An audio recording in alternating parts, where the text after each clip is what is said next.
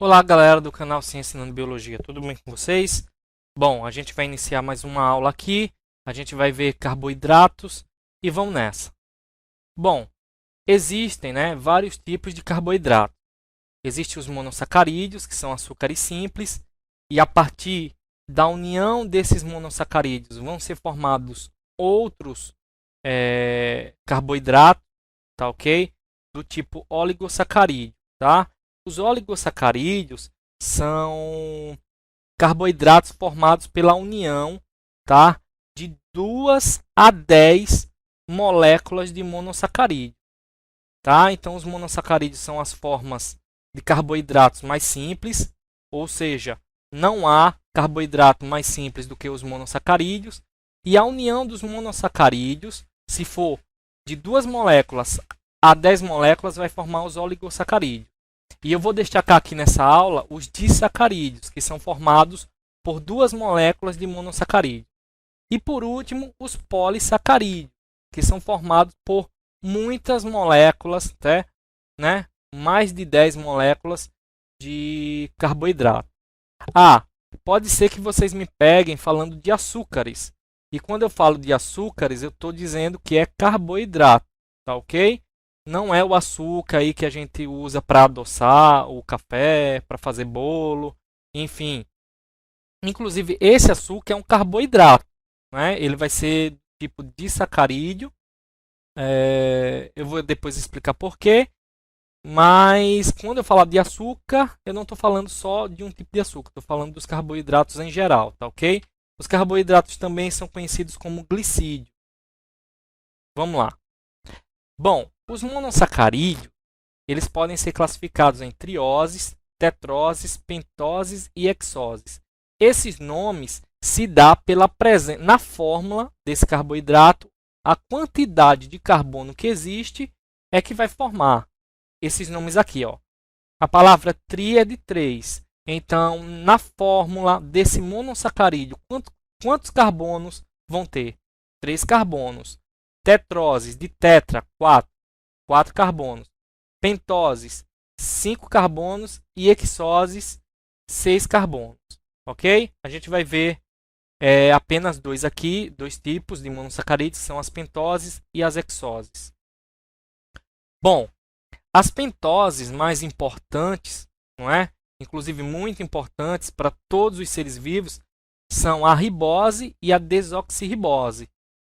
São açúcares que estão presentes na montagem dos ácidos nucleicos, tá? Ou seja, são monossacarídeos constituintes do RNA e do DNA, ok? Sem eles não existiria, tá, tais estruturas e, obviamente, não existiria a vida, tá ok?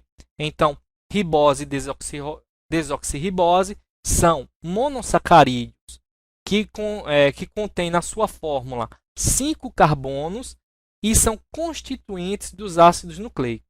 A ribose do RNA e a desoxirribose do DNA.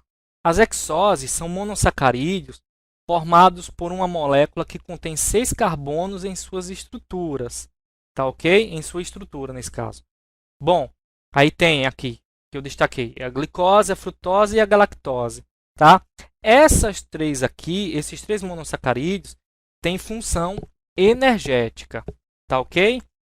Bom, os oligosacarídeos, e aí eu destaquei aqui os disacarídeos, e sacarídeo significa açúcar, aí é por isso que monossacarídeo é uma molécula só, um açúcar, e disacarídeo são 2 açúcares, ou seja, os disacarídeos são formados pela união de 2 moléculas de monossacarídeo. Então, a sacarose, que é encontrada muito, em grandes concentrações na cana-de-açúcar e na beterraba, é formada de glicose e frutose. A lactose, que é o carboidrato presente no leite materno, por exemplo, é formada de glicose e galactose. E a maltose, que é um açúcar, um carboidrato muito utilizado nas indústrias de bebidas alcoólicas, aí você tem glicose mais glicose. tá ok? Ou seja, 2 monossacarídeos, aqui 2 monossacarídeos, aqui a mesma coisa.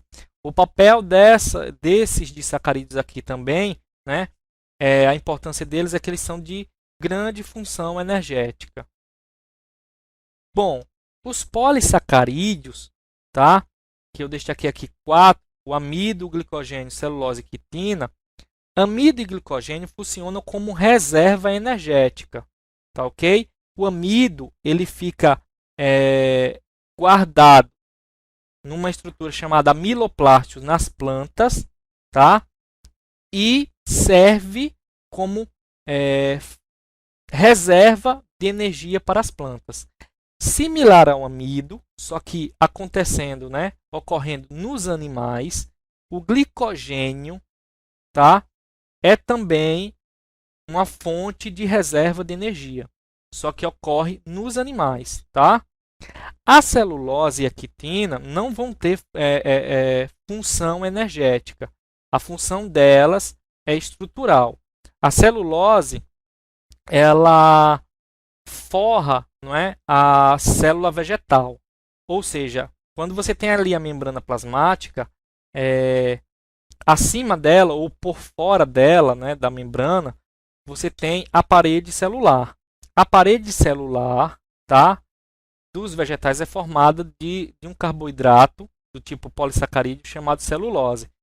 E a celulose dá um caráter de rigidez e até um pouco de elasticidade para a célula vegetal, que quando fica túrgida, né, recebe muita água, aí a célula ela tende a se expandir. E aí, se não houvesse a parede celular, essa célula se romperia. Mas com a presença da parede celular de celulose, tá, a célula vegetal fica túrgida, mas ela não se rompe. Ou seja, a celulose dá um caráter de rigidez à célula vegetal. E a quitina, né, é um açúcar, né, um polissacarídeo, presente no exoesqueleto dos insetos e também na parede celular dos fungos, tá ok? Aí agora vocês já sabem, né? Se perguntarem a vocês, ou pedirem exemplo a vocês de carboidratos que têm função energética, vocês podem dizer, se for polissacarídeo, amido, glicogênio, se for disacarídeo, sacarose, lactose e maltose. E se perguntarem um monossacarídeo, pode ser glicose, frutose ou galactose. Todos esses têm função energética. Se perguntarem quais os carboidratos que têm função estrutural, vocês podem dizer as pentoses, que são a ribose e a desoxirribose, porque elas constituem os ácidos nucleicos, não é? Ou, nesse caso, os polissacarídeos do tipo celulose e quitina, que também são estruturais. Então, tá? Essas duas funções, que é a função estrutural e a função energética, são as principais funções que possuem os carboidratos. Bom, gente, a minha aula fica por aqui. Um grande abraço. Até a próxima. Não deixem de se inscrever no canal, não é? Deixar o seu comentário, a sua dúvida, que caso exista, eu estarei tirando em próximos vídeos. Valeu!